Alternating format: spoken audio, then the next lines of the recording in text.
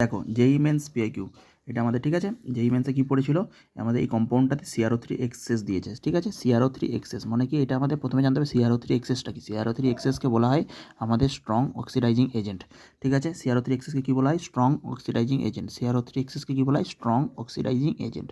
সে কিচ্ছু দেখবে না, যা থাকবে সবাইকে অক্সিডাইজ করে দেবে। তাহলে অ্যালকোহলকে অক্সিডাইজ করে কোথায় যাবে, এইটা আমাদের কি অ্যালকোহল, এখানে যেহেতু আমাদের দেখো CH2 আছে, CH2 এটাকে আমাদের বলা হয় 1 ডিগ্রি, আর এটা দেখো দুটো কার্বনের সাথে যুক্ত আছে, তাহলে এটা হচ্ছে 2 ডিগ্রি, ঠিক আছে। এবার 1 ডিগ্রি 2 ডিগ্রি, 1 ডিগ্রি অ্যালকোহলকে কোথায় যাবে আর 2 ডিগ্রি অ্যালকোহল কোথায় যাবে। 1 ডিগ্রি অ্যালকোহল তোমরা সবাই জানো, এটা হচ্ছে সিড অ্যালকোহলটা আছে CH2OH, সেটা চলে যাবে COOH মানে হচ্ছে অ্যাসিডে চলে যাবে। আর 2 ডিগ্রি অ্যালকোহল, 2 ডিগ্রি অ্যালকোহলকে তুমি কোবরের করতে এখানে অ্যাসিড করতে পারবে, এই কার্বনটা কোনো চেঞ্জ করতে পারবে, C এখানে কোনো চেঞ্জ করতে পারবে না, তার মানে এটা সোজাসুজি কিটোনে চলে যাবে। তাহলে আমাদের 1 ডিগ্রি অ্যালকোহল চলে যাবে আমাদের অ্যাসিড, 2 ডিগ্রি অ্যালকোহল চলে যাবে কিটোন, ঠিক আছে। এটা আমাদেরকে জোনস রিএজেন্ট ইউজ করতে হয়।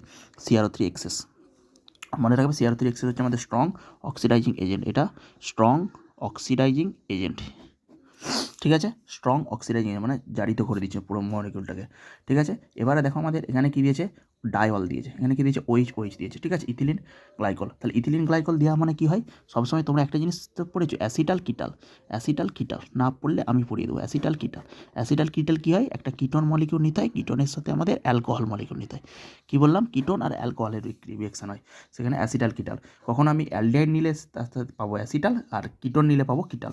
তাহলে এই যে ডবল বন্ড দেখতে পাচ্ছ, এটা অ্যাসিডের কিটোন, অ্যাসিডের কিছু হবে না, কিটোনের মলিকিউল বা অ্যালডিহাইড মলিকিউল সেটা কোথায় চলে যাবে, সেটা আমাদের হেমি অ্যাসিটাল মলিকিউল বা অ্যাসিটাল মলিকিউল বা কিটাল মলিকিউলে পরিণত হবে। হেমি অ্যাসিটাল কিটাল বা কিটাল মলিকিউলে পরিণত হবে। তাহলে এটা কোথায় গেল, এটা গেল COOH, ঠিক আছে। আর এইটা কোথায় চলে গেল, এটা চলে গেল দেখো এই যে OH, ঠিক আছে। এই OHটা দুটো অক্সিজেন কী করবে, এই বন্ডের সঙ্গে কীভাবে প্রোডাক্টটা হয় দেখলো, এই প্রোডাক্ট হয়, ঠিক আছে। এই অক্সিজেন এই প্রোডাক্ট তৈরি হয়।